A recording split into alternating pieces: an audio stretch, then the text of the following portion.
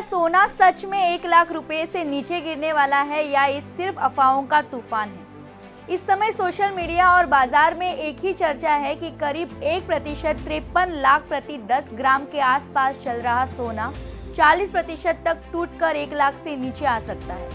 दोस्तों, इस पूरे मुद्दे को समझना जरूरी है क्योंकि सोने की रॉकेट जैसी तेजी 2022 में रूस यूक्रेन युद्ध के बाद शुरू हुई थी, जब जियोपॉलिटिकल तनाव बढ़ा और निवेशकों ने गोल्ड को सेफ हेवन मानकर जमकर खरीदारी की।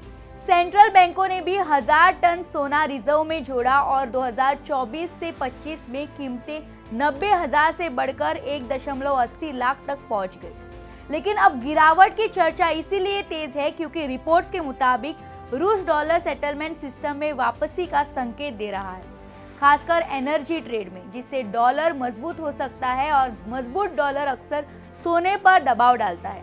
साथ ही ईरान अमेरिका न्यूक्लियर बातचीत में प्रगति की खबरें आई है। अगर जियोपॉलिटिकल तनाव कम होता है और तेल बाजार स्थिर होता है तो अनिश्चितता घटेगी। और याद रखिए, सोना अनिश्चितता में ही चमकता है। इसके अलावा अगर सेंट्रल बैंकों की खरीद धीमी पड़ी तो मांग पर असर पड़ सकता है। हालांकि इतिहास बताता है कि जिस तेजी में 2 साल लगे, उस गिरावट में भी समय लगता है।